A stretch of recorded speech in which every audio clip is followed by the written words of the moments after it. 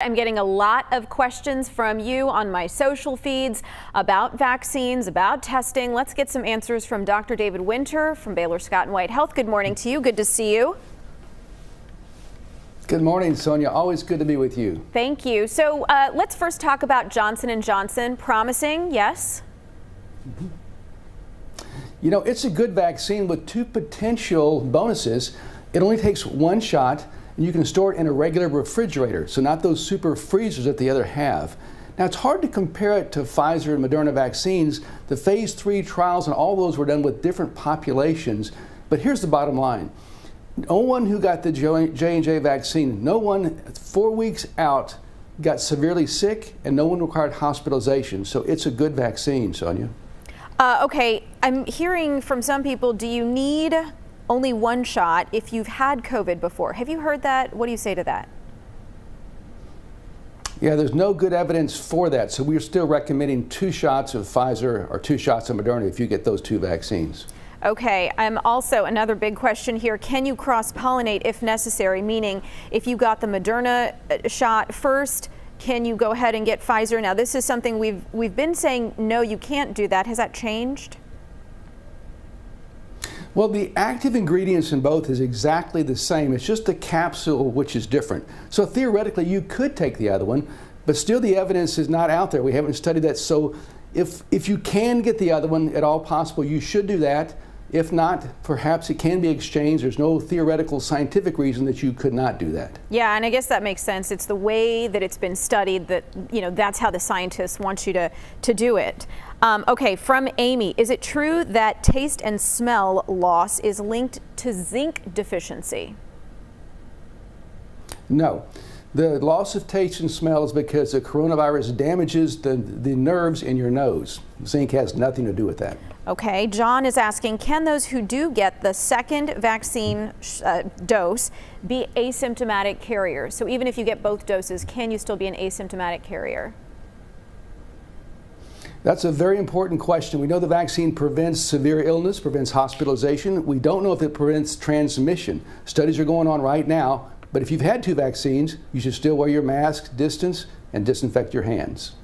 Bo is asking, how long do antibodies last? We've talked about this one. That's an important question. The predictions are 3 months. Some people say 12 months or even longer. We don't know. Time will tell. Michelle wants to know, I'm 1 month out battling COVID and I still have severe fatigue. So she's asking, how long will this last and why?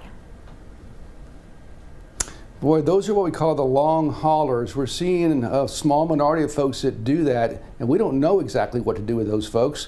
We have some rehab programs that have been helpful, so she might want to talk to her physician about a rehab program for the long haulers. No specific treatment right now is known to work. I've seen Facebook support groups for long haulers as well. Robert wants to know, how well do the COVID antibodies or the vaccines protect from these different strains we've been hearing about?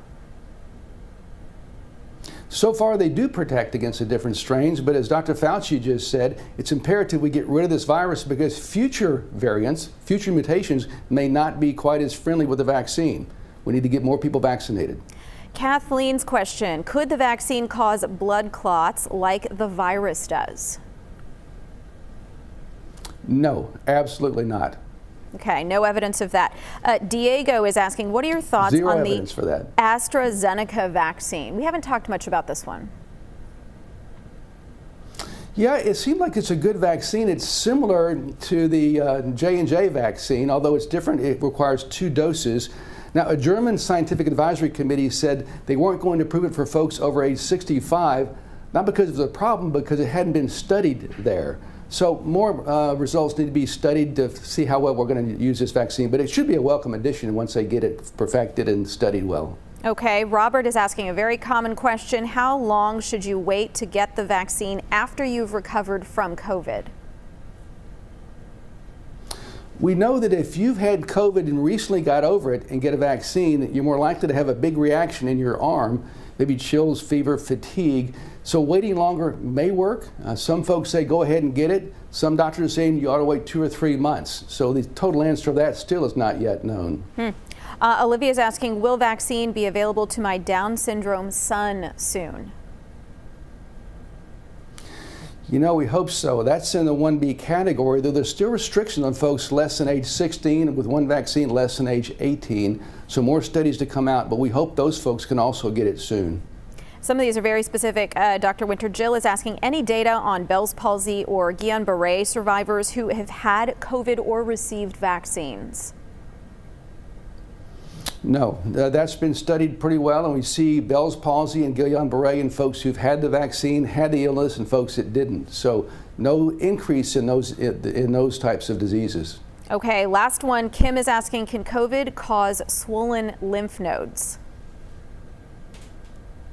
We haven't seen much of that with the COVID disease, but we have seen it with the vaccines. So it's not uncommon if you get a vaccine in your left arm for the lymph nodes in your left arm to swell up. That goes away in time, not a big deal, but can be confusing for some women who worry about breast and breast cancer. It does not cause that, but it can cause temporary swelling of those lymph nodes. Okay, Dr. Winter, thank you so much for answering those rapid fire questions. That was very helpful. We appreciate it.